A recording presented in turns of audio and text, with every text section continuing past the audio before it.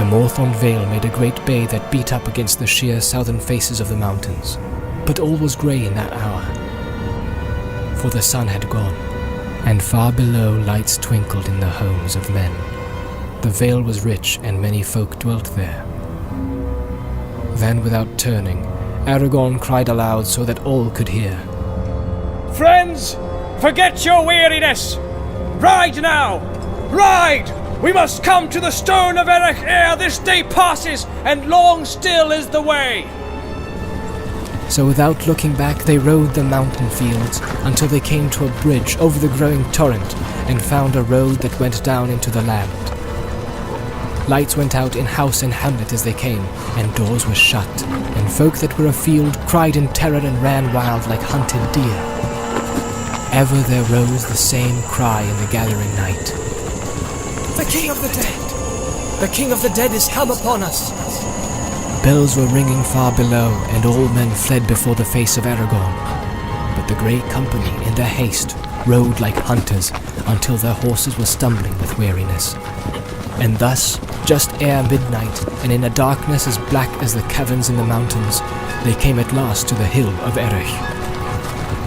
Long had the terror of the dead lain upon that hill, and upon the empty fields about it.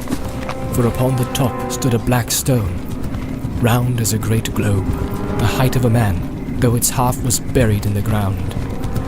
Unearthly it looked, as though it had fallen from the sky, as some believed, but those who remembered still the lore of Westerness told that it had been brought out of the ruin of Númenor, and there set by Isildur at his landing.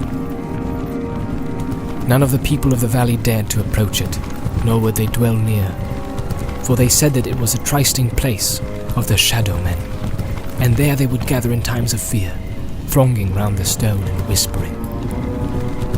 To that stone the company came and halted in the dead of night.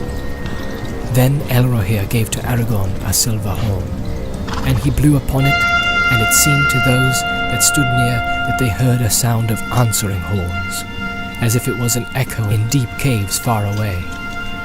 No other sound they heard, and yet they were aware of a great host gathered all about the hill on which they stood, and a chill wind like the breath of ghosts came down from the mountains. But Aragorn dismounted, and standing by the stone he cried in a great voice, "Oathbreakers! Why have ye come?" And a voice was heard out of the night that answered him, as if from far away.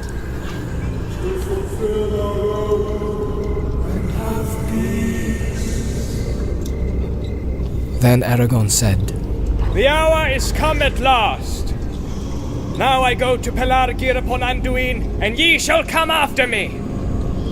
And when all this land is clean of the servants of Sauron, I will hold the oath fulfilled, and ye shall have peace and depart forever. For I am Elessar, Isildur's heir of Gondor!" And with that he bade Halbarad unfurl the great standard which he had brought, and behold, it was black, and if there was any device upon it, it was hidden in the darkness. Then there was silence, and not a whisper nor a sigh was heard again all the long night. The company camped beside the stone, but they slept little, because of the dread of the shadow that edged them round. But when the dawn came, cold and pale, Aragorn rose at once, and he led the company forth upon the journey, of greatest haste and weariness that any among them had known, save he alone. And only his will held them to go on. No other mortal man could have endured it, none but the Dunedain of the north, and with them Gimli the dwarf and Legolas of the elves. They passed Tarlang's neck, and came into Lamadon, and the shadow host pressed behind, and fear went on before them, until they came to Calembel upon Ciril, and the sun went down like blood behind Pinathgelin away in the west behind them.